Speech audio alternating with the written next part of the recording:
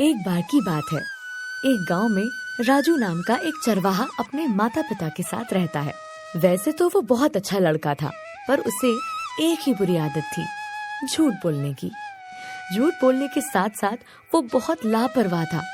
उसका किसी भी काम में मन नहीं लगता था। एक दिन राजू स्कूल से आने के बाद आराम कर रहा था। तभी उसके पिता ने वहाँ आकर उससे पूछा, राजू, तुमने स्कूल की पढ़ाई कर ली?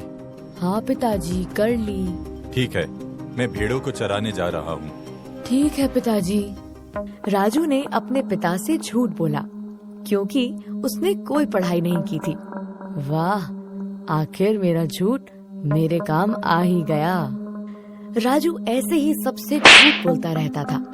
फिर एक दिन राजू के पिता बीमार पड़ गए, जिसके कारण वो अपने भेड़ों को चराने नहीं जा पाए और उन्होंने राजू को बुलाकर भेड़ों को चराने का काम दिया। बेटे राजू, मेरी तबीयत ठीक नहीं लग रही, इसलिए मैं चाहता हूँ कि कुछ दिनों तक तुम भेड़ों को चराने ले जाओ। हाँ हाँ पिताजी, क्यों नहीं। और हाँ, भेड़ों का ध्यान रखना, एक भी भेड़ खोनी नहीं चाहिए। कहीं खेलकूद करने के चक्कर में मत लग जाना। मेरे साथ सारे भेड़ बिल्कुल सुरक्षित रहेंगे। भेड़ों की सुरक्षा का भरोसा दिलाकर राजू उन्हें चराने पास के जंगल में ले गया। उसने जंगल जाकर भेड़ों को चरने के लिए छोड़ दिया और खुद एक पेड़ के नीचे बैठ उन्हें देखने लगा। लेकिन थोड़ी ही देर में उसका मन ऊब गया। राजू को कुछ समझ में नहीं आ रहा था कि क्या करे। तभी उसकी नजर पास के खेत में काम करते कुछ लोगों पर पड़ी। उसने उन्हें देख उनसे मस्ती करने की सोची, ताकि उसका मनोरंजन हो पाए। तभी उसके दिमाग में एक योजना आई और उसने जोर से चिल्लाना शुरू किया, भागो भागो, भेड़िया आया, कोई मुझे बचाओ, भेड़िया आ गया।